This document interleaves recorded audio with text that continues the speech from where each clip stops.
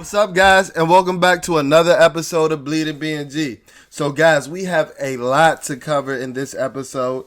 First, we're going to go over the recent signings that the Washington football team had, and that was the signings of wide receiver Adam Humphries and cornerback Darryl Roberts.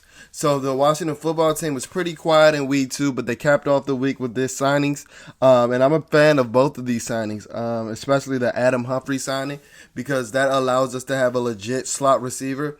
I know last season Curtis Samuel started playing in the slot a lot more under Joe Brady, but in Ron Rivera's system that he had previously played in, he wasn't playing in the slot as much. He was primarily an outside receiver, and I think that's going to be his position a lot when he's playing in this new Scott Turner's offense as well. That's because I think that Curtis Samuel has the opportunity to challenge the field vertically and challenge defenses vertically, so I think that he's going to be on the boundary more often than a lot of the fans in the community think. And then also the signing of Darryl Roberts.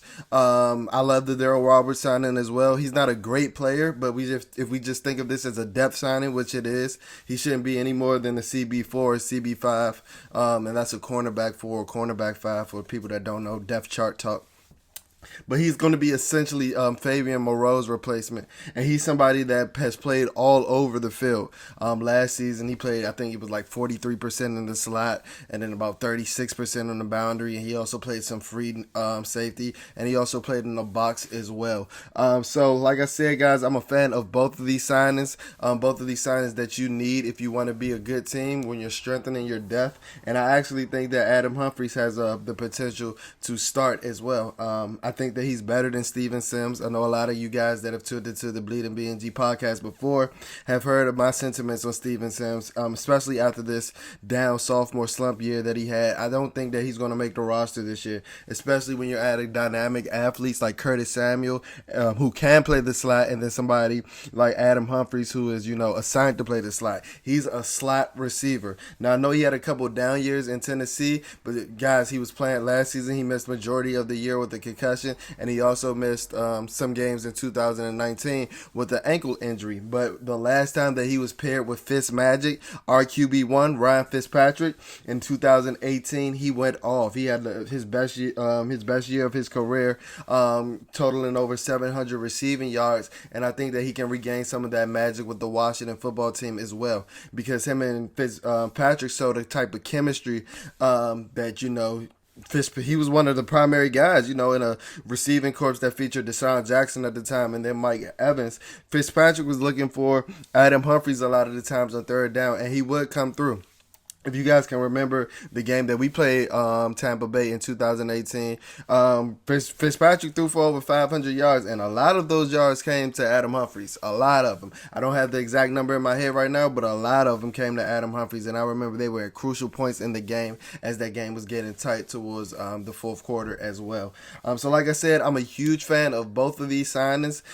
They're depth signings. Like I said, I think Adam Humphries has the potential to start, but we got better. I think that so far in the NFL, even though he is a tad bit older, Darryl Roberts has proven to be somewhat of a better player than Fabian Moreau.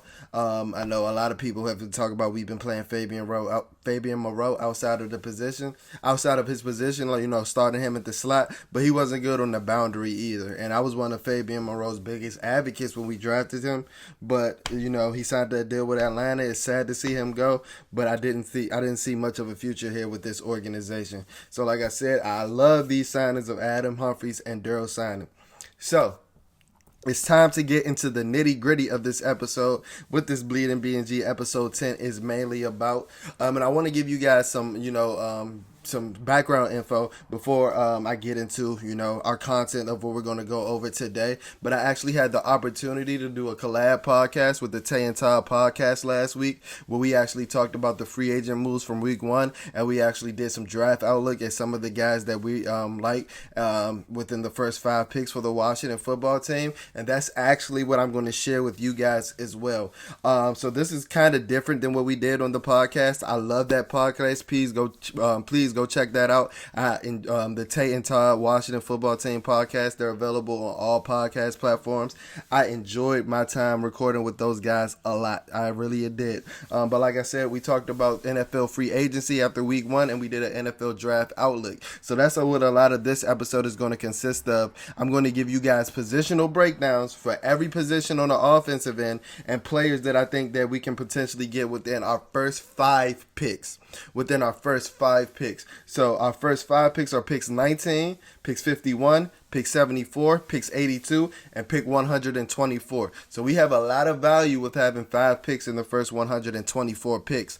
So the reason that I'm only going to do the first 5 picks is, as you guys know, in the Washington Football Team community and in the NFL community as well, as you get later towards in the draft, that's when it becomes more of a crapshoot. But these are some of the players that are on my radar within the first 5 picks. So I'm going to be giving you a positional breakdown, while also be talking about the scenario where I think that these positional players might be available as well. So this for this episode, we're just going to be doing strictly the offensive side of the ball, and then in our next episode, Bleeding BnG episode 11, we're going to be looking at the defensive side of the ball, and I'm going to be giving you my potential prospects for the Washington Football Team from the defensive side of the ball in that episode as well. So without further ado, let's get started. So we're always going to start at the quarterback position, the most important position on the football team. And in the first round,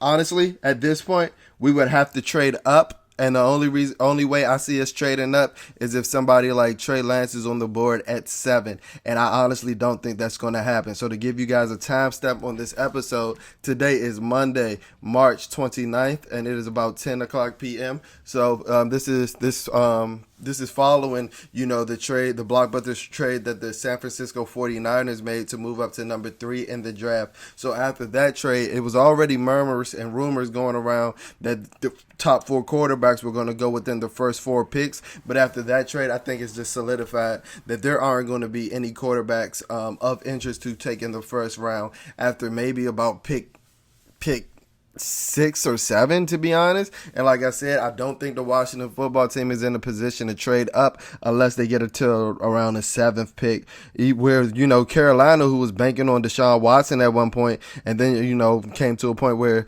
they're banking on a draft pick like Trey Lance or Justin Fields. I don't even think they would trade with you at this point. Because a lot of rumors are coming out that the San Francisco 49ers actually had moved up to draft Mac Jones at 3, and that would shock a lot of people, because throughout the draft process, a lot of talk was that Mac was the QB5 out of the group of Lawrence, Wilson, Fields, and Lance. But hey, he has shot up the draft boards, especially once scouts and teams got a chance to watch the film. Mac had one of the best college football seasons a college football quarterback has ever had. You cannot deny that. So I guess a lot of the scouts went over and watched a lot of that tape and saw that, hey, maybe he isn't a product of this Alabama system. Maybe he isn't a product of playing with all these great players. And, he's risen up draft boards. And then he also balled out in his pro day as well and put up some really good athletic numbers. I think he ran somewhere in the 4.7. He had a 32-inch virtual I saw he got hyped about. So, he proved to be a better athlete than a lot of us thought, than I thought as well. That's the reason why I always had Mac as my quarterback 5, because as I stated my position on this podcast before, I think to win in today's NFL, you need a quarterback that can make off-platform throws, and I don't know if Mac is that guy. But his athletic numbers has proven that, or hasn't proven, but they have backed up that he has the potential to become that guy. Somebody being as big and as big as Mac Jones.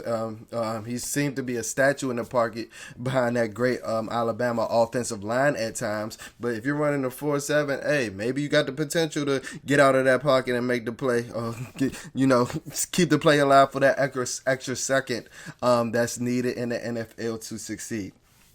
So I don't really think that we're going to be in a position to trade up to draft anybody at 19. So if we're looking to draft a quarterback within the 2nd or 3rd round, so that'd be either pick 51 or 74. I think that there are about 3 quarterbacks that are on our radar within those 2 picks. So between 51, which is our second round pick, and then 74, which is our first 3rd round pick. And those 3 quarterbacks are Kyle Trask, Kellen Mond, and Davis Mills.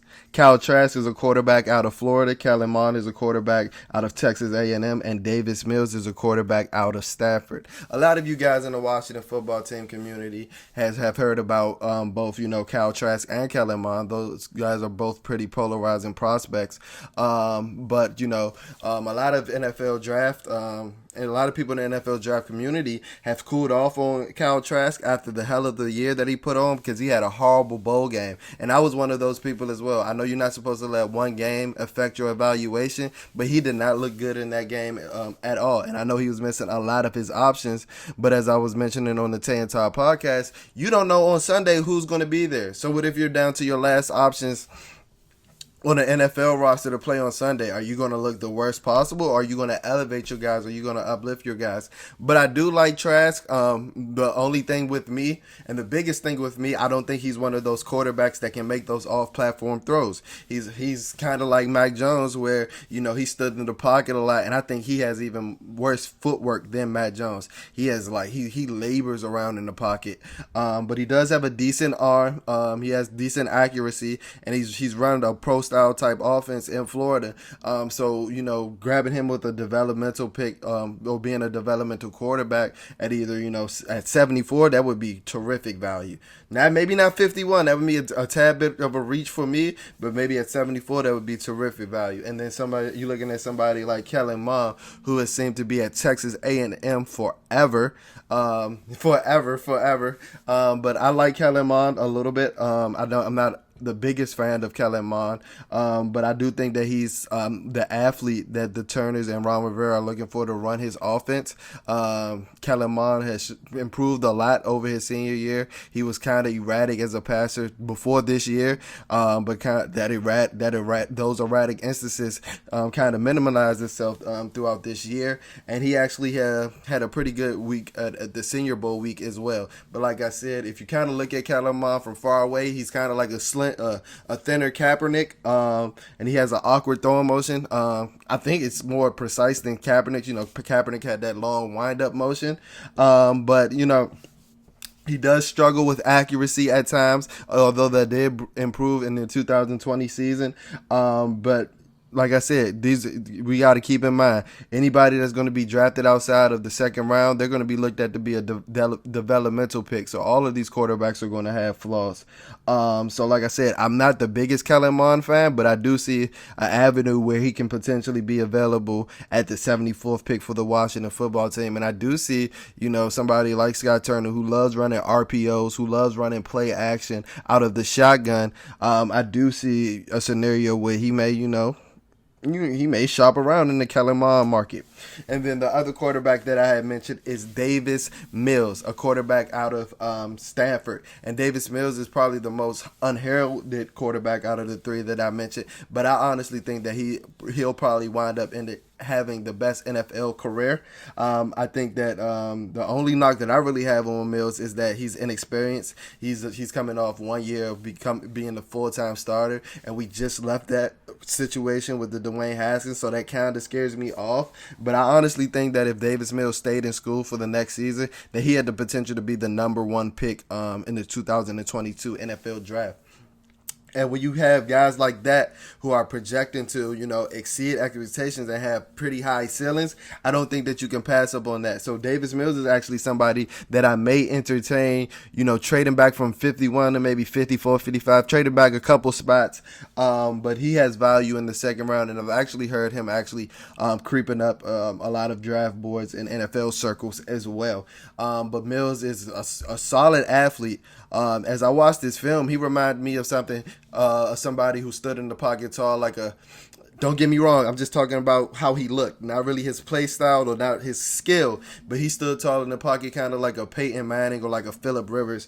And his athletic numbers actually kind of shocked me. In his pro day, he was within the elements. He ran a 4.58, and he was ripping the ball through the rain. Like, it was crazy. He had a amazing pro day, and that's actually one of the reasons that he actually shot up the draft boards, because like I said, it was in the elements, and he it wasn't really a drop off. He didn't miss a beat. And that was really impressive. So then that's it for our quarterbacks as far as our realistic options. So moving on to the running back, a running back that I would consider at maybe 74 or 82 is Trey Sermon. He's the running back out of the Ohio State University, and Sermon is 6 feet, 221 pounds. And the reason that I would advocate for Sermon at these positions is that he's versatile. Like, he has a lot of versatility. No, I haven't really seen him catch a lot of passes out the backfield, but he's somebody that brings a lot of power with him. He brings a lot of power with him. He was splitting touches with Master Teague at Ohio State a lot this season, but when the playoff time came, everybody, you saw who it was. Trey Sermon time. I think he had consecutive games with over 200 yards before getting hurt early in the championship game, and Ohio State severely missed him. They severely missed him when he was taken out of that championship game.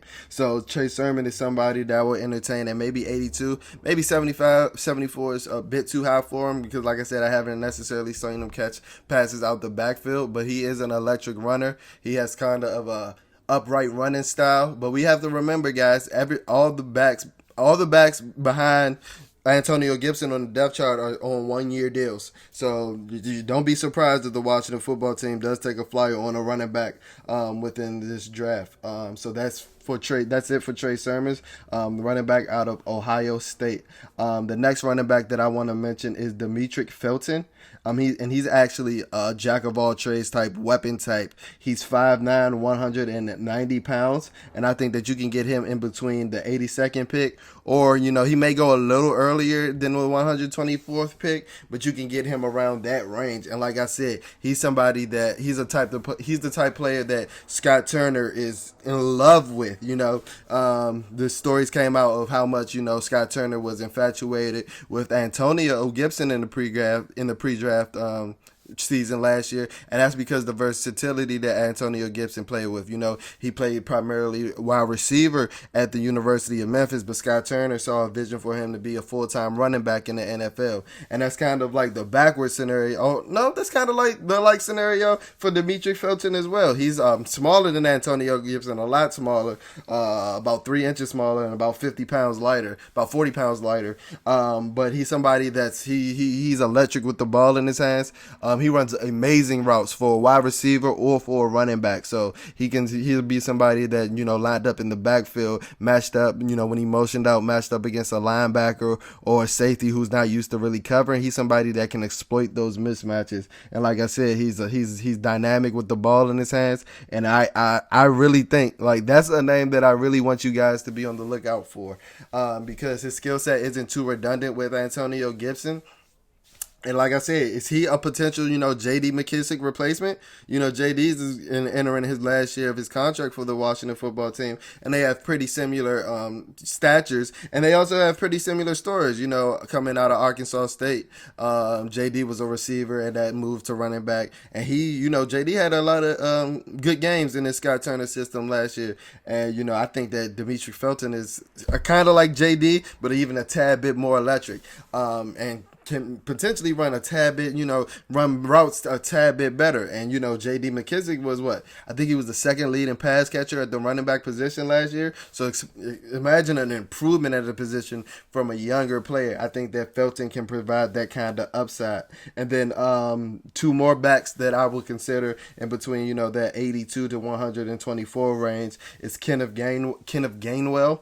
He's a running back out of Memphis. And then Chuba Hubbard, the running back from Oklahoma State. So Chuba Hubbard is actually 6 feet, 208 pounds, and he actually led the nation in rushing in 2019. He did have a bit of a drop-off in production this past season, but it's not anything that I'm too worried about because he didn't have as many touches as he did in the 2019 season as well. And then we also have to remember, it was still a COVID season, guys. So this season was still an anomaly, and it's still going to be different from any season that was before it and any season that was after it. And if you guys are into college football, Chuba Hubbard is the one that actually challenged Mike Gundy to apologize for his statements or for wearing that actual right wing affiliated network T-shirt. That was Chuba Hubbard that actually challenged him and said that he wouldn't play if he didn't apologize for his actions wearing that T-shirt. And I like Chuba Hubbard. Like I said, he led the nation in rushing in 2019. So he's somebody that has proven to carry that has proven to be able to carry a large workload, even though he has somewhat of a slight frame at 6 feet, 208 pounds. But he averaged over 26 touches a game in the 2019 season. So I know he's going to be dealing with a lot of bigger bodies in the NFL. But if he's here running back too, potentially pairing him with Antonio Gibson, somebody who's not as natural of a runner yet because he is making that transition from the wide receiver position. If you could put him with a natural runner like Chuba Hubbard, you can form a potentially, lethal duo coming out of the backfield. So those are the names for the running back position that I think are actually feasible, that I think can potentially become Washington football team members. And that was Trey Sermon, running back from Ohio State University, Demetric Felton, running back, wide receiver, kick returner, weapon from UCLA. Remember that name. Like I said, I think he can be a potential J.D. McKissick replacement.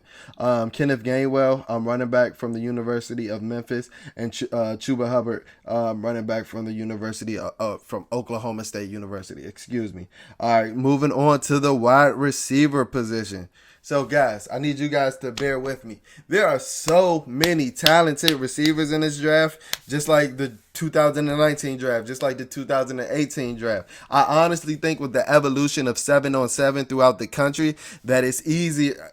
I wouldn't say that it's easier. I don't want to disrespect any players that's coming out now, but a lot of these players are actually getting receiving training throughout the year, are actually working on their releases, working on their route running 12 months out of the year, and you didn't have that even 5 to 7 years ago, where the biggest 7-on-7 tournament then was the opening, and that was once a week. Once a year at the Nike headquarters. But you get 7-on-7 tournaments every weekend now, and I think that you actually are seeing the benefits of that with all these talented receivers and pass catchers coming out of college and high school. So there's a lot of receivers that we're going to cover, and I'm going to try to do it as prompt as possible. All right, so at 19, so listen up. This is the only scenario where I would take a receiver at 19, especially after signing Curtis Samuel and signing Adam Humphries. If Jamar Chase, Jalen Waddle, or Devontae Smith fall to 19, you take them.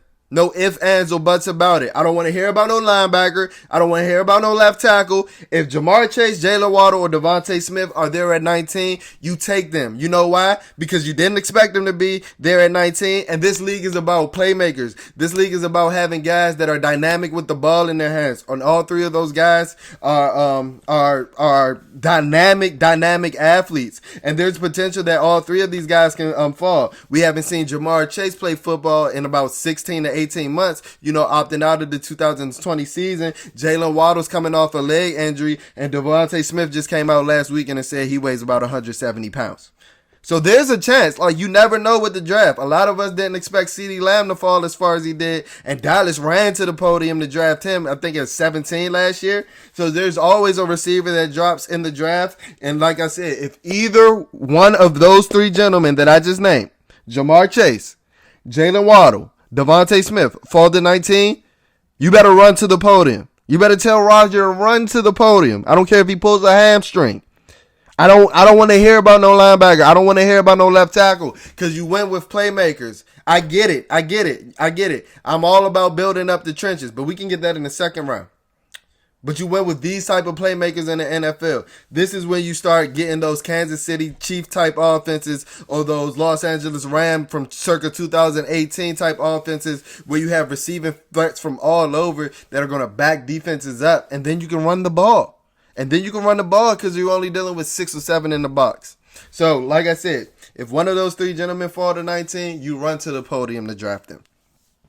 Let's move on to 51. And there's a lot of guys that I actually like at 51 that we can draft in the second round. The first name that I'm going to mention is Terrace Marshall. He's a 6'4", 200 pounds, and he's a speed demon out of LSU. And he's actually probably my favorite receiver to potentially be there at 51. Either him or Rashad Bateman, who I mentioned in prior episodes. But Terrace Marshall has a bigger body, and his skill set, even though he is a speed demon, he isn't. His skill set isn't redundant with Cherry, with Curtis, or with Adam Humphries. He's somebody that is a legit downfield threat, and once he stacks you or once he gets by you, he's leaving you. And at that 6'4", with those long strides, he's kind of like a gazelle. Now, at times he does have concentration issues, and he has had some trouble with drops in the past, and he does play a tad bit soft for me. But, pairing him with this offense, with, pairing this 6'4" speed demon with Terry, who's about 5'11", 6 feet, Curtis Samuel's about 5'10", and Adam Humphries, who I think is even shorter than that. You have all that speed on the field, and then pairing him with somebody that's 6'4", I would love that. I would love Terry. I love Terrace Marshall's fit for the Washington football team. And like I mentioned before, Rashad Bateman has actually been rumored to fall down a lot of draft boards. I'm not sure why, but if Rashad Bateman happened to be there at 51, that's another guy that I'm going to be running to the podium for. He's an excellent route runner. He has been rumored to run around the 4.3s. He's productive over 1,000-yard season in the 2019, and then came back and had multiple 100-yard games in the 2020 season. So I would honestly be shocked if Rashad Bateman's there at 51. But hey, I've heard that he's slipping down draft boards, so you never know. Like I said, the draft is a crapshoot. You never know with the draft. Another couple of receivers that I think that may potentially be there at 51 is Amari St Brown. He's 5'11", 195 pounds, and he's actually Equanimous St. Brown's brother from the Green Bay Packers. And he's an athletic freak specimen. He's actually somebody whose measurables actually surprised me because he looks a lot bigger on film than 5'11", 195 pounds. And he actually had his pro day last Friday where he ran a 4.5 140, which is a decent time. And I'm a St. Brown fan. I do have some questions in his game. He is tough over the middle. He kind of reminds me of a Pierre Desir, honestly, like a prime or like an early career, Indianapolis coach Pierre Desir, who's somebody that's going to run those dig routes and run over the middle. But my question that I have about Amari St. Brown is he's kind of stiff in his hips. So how good of a route runner is he? How is that going to translate to his on field play? Because I think his dad John Brown is like Mr. Former Olympia. They're muscle bound athletes, him and all his brothers. So does that contribute to some of his hip stiffness? And how is that hip stiffness going to translate to, actually running routes in the NFL? That was a question that a lot of people had about DK Metcalf, but he seemed to answer those questions. So hopefully, Amari St. Brown can answer some of them similar questions as well. But like I said, I think he's versatile. He's somebody that can play on the outside and play in the slot like Pierre did. So he reminds me a lot of Pierre Desir. And then the other two receivers that I actually wanted to mention that can potentially be there at 51 is Elijah Moore, who is 5'9", 185 pounds. He actually had his pro day last week as well, where he ran a 4.35, and he's actually shooting up draft boards. So he may not be there at 51 when, the draft comes. But he's a great route runner. He's another athlete who's dynamic with the ball in his hands, has tremendous run after the catch ability, and that goes along with the other receiver that I want to mention as well. So I know in the earlier mocks that were coming out in January and February, Mel Kiper and a lot of other people were connecting this name to us at 19. But as we move throughout the draft process, it seemed to be evident that this guy is going to be available way past 19, and he may be available at 51, and that's Kadarius Toney. And the reason that he may be available is just, the run on offensive tackle and offensive linemen and edge rushers and receivers. Like we have it's a run. This is a pretty deep draft. So once you get those quarterbacks out the way, you're going to start seeing a run on those offensive tackles that are pretty good, and then those offensive linemen, and everybody are going to want to go draft those until before the cupboard runs bare. So that's that's the reason why I think the biggest downfall for Kadarius Toney. But I do think he's another jackrabbit with the ball in his hands. I don't think he's as fast as Elijah Moore or some of the names that I mentioned, like Terrence Marshall, but he's just as quick, and his change of direction might be the best of all of them.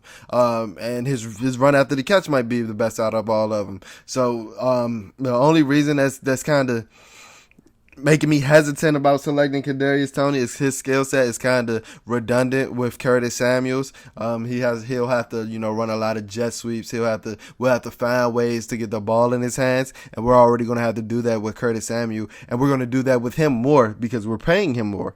One of the rules that I always was taught when wondering, like, why isn't this player getting the ball more than this other player? Is follow the money, Kadarius Toney will be on his rookie contract. Curtis Samuel will be making, $11 million a year. So you just got to always follow the money. So at 51, those are receivers that I mentioned were Terrence Marshall from LSU, Amari St Brown from USC, Elijah Moore from Ole Miss, and Kadarius Toney out of Florida. Now let's look at 74 and 82, and I'm going to group these picks together because they're only 8 picks away. So, these receivers may be available at both 74 and 82. And those receivers that I want to mention now are Amari Brown, wide receiver from the University of North Carolina, who's somebody I actually like a lot. He's about 6 feet, 195 pounds, 200 pounds, and I like him a lot. He's coming from a pro style offense in North Carolina. He's not a burner necessarily, but he does have some long speed, and he is somebody that runs a variety of routes. I've seen him run hitches. He was a slant monster in 2020. And I've seen him run the deep route. I've seen he has a pretty good post route. So, coming out of a pro style offense, where he wouldn't have to, get familiar with the route concepts, because a lot of the route concepts that they ran at North Carolina, they run in the NFL. So I like Amari Brown a lot. Another name that I wanted to mention is Tylan Wallace. He's 5'11", 195 pounds, and he's from Oklahoma State University as well. And Tylan Wallace, when I watched this film, he's somebody that plays a lot bigger than his measurements. I constantly saw this dude boxing out receivers, beating them to the catch point. Coming back to the ball, out wrestling receivers. He reminds me of like a Hines Ward type, like very physical receiver. Kind of like a poor man's Juju Smith-Schuster. I saw him catching a lot of jump balls for somebody that was 5'9", 195 pounds. I'm not sure he's the best route runner, and I'm not sure he's the most dynamic athlete. But with somebody like heart like that, like I said, he won almost every jump ball as if he was like 6'3" or 6'4" or something, and it was crazy. And to talk about, and the transition from somebody that's actually 6'4", another receiver that I like in between 74 and 82 is Nico Collins, a wide receiver out of Michigan. He's 6'4", about 225 pounds, and he actually ran a 4.46 40 at the Michigan Pro Day. And I like Nico Collins a lot. So if you guys are seeing a trend with me as far as the receivers that I'm mentioning, the bigger body guys are where I'm leaning towards at this point in the draft process, because like I said, I just don't want anybody with a skill set too redundant with what we already have. The bigger receivers that we do have are on the bottom of the depth chart, whether that be Cam Sims, AGG, or Kelvin Harmon returning from injury. So I don't necessarily want another speed, short, quick guy, because I think that Curtis Samuel, Adam Humphries, and Terry McLaurin provide more than enough of that.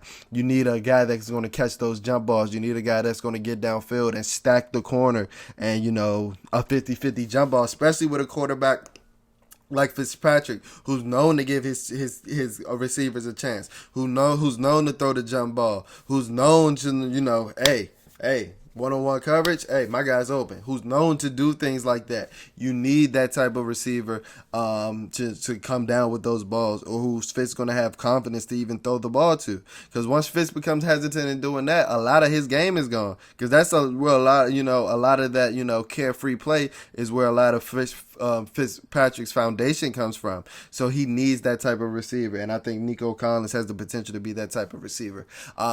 Nico Collins is somebody who's terrific at the catch point. He runs a lot of in-breaking routes, and he's good at boxing out guys. Kind of like a Tylan Wallace, but just doing it at like 5 inches bigger and 30 more pounds. So I'm a fan of Amari Brown, Tylan Wallace, and Nico Collins as well at 74 and 82. And then another name that I wanted to mention is D'Wayne Eskridge as well. I was really a big D'Wayne Eskridge fan, and I still am. The reason that I've cooled off on him some is because, like I said, we signed Curtis Samuel. Eskridge's skill set, he's a burner. He's somebody that's projected to run low 4.3s, high 4.2s, and his skill set is redundant with Samuel's as well. He's a little bit better of he's a little more dynamic than Kadarius Toney. He's a little more explosive than Kadarius Toney, but you would have to manufacture touches and find ways to get the ball in his hands as well. I don't think he's as good of a receiver as Kadarius Toney, but like I said, I don't want a skill set as redundant running in line with Curtis Samuel and Terry as well. So those are the names for the wide receiver position. I gave you guys a lot of names starting at 19 with Jamar Chase, Jalen Waddle, and Devontae Smith, and going all the way to 82 with names like Amari Brown, Tylan Wallace, and Nico Collins. So get familiar with those names before the draft in late April. So now, moving on to the tight end position. There's only one first round tight end. I've seen a lot of draft experts say that he has NFL Hall of Fame talent, and everybody knows I'm talking about Kyle Pitts, the 6'6" freak of nature from the University of Florida. And he's projected to go within the top 6 to 7 picks. So we're not going to have a chance to draft Pitts.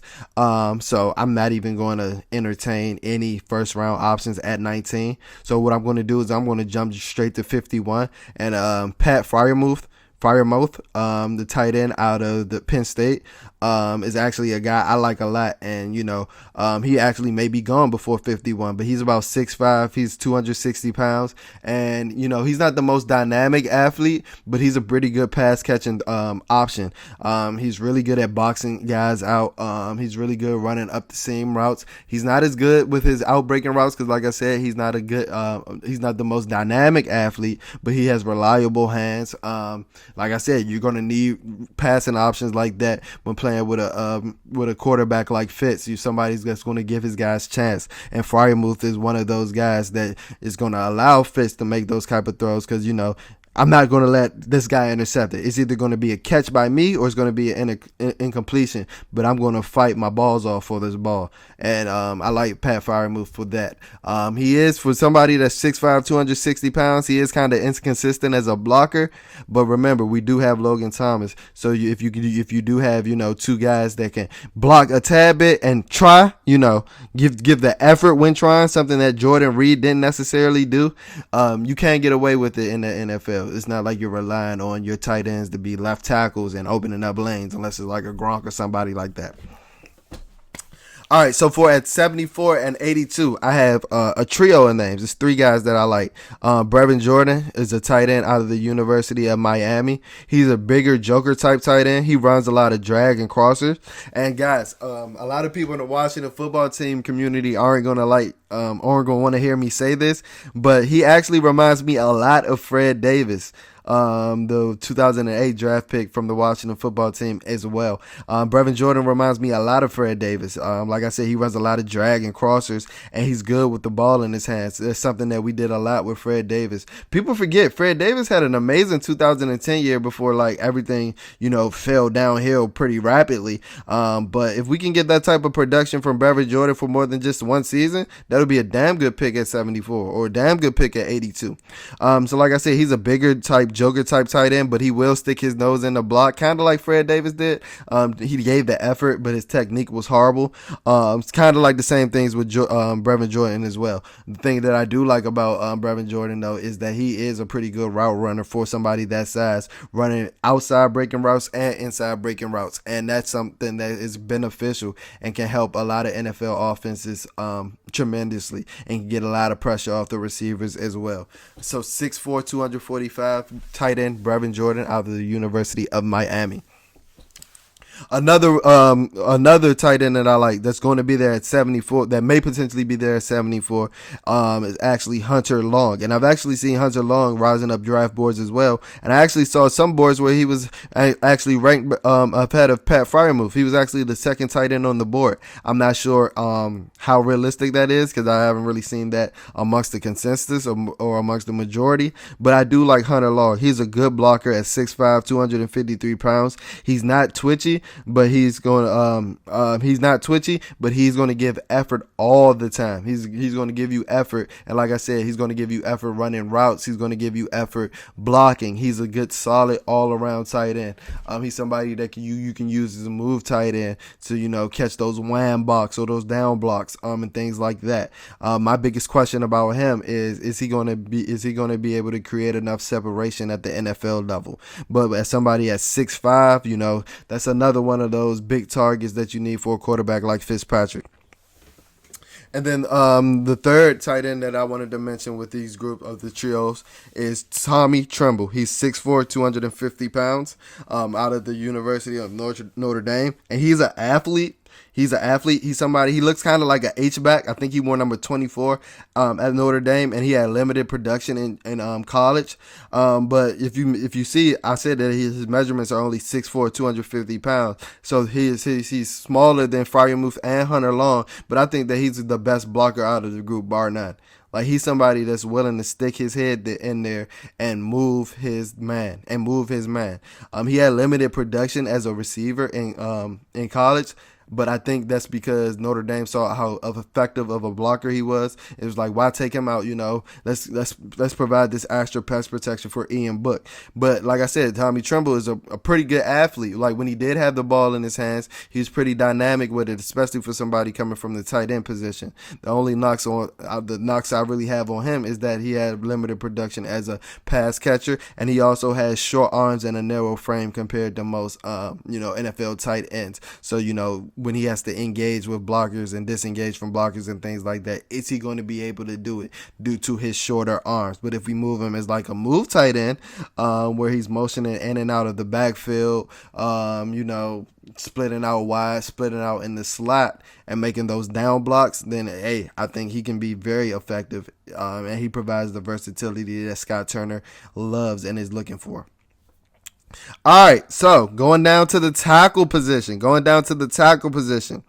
All right, so at 19, the one option that I think is realistic at 19, because I've heard that there are going to be 4 tackles that go within the top 20.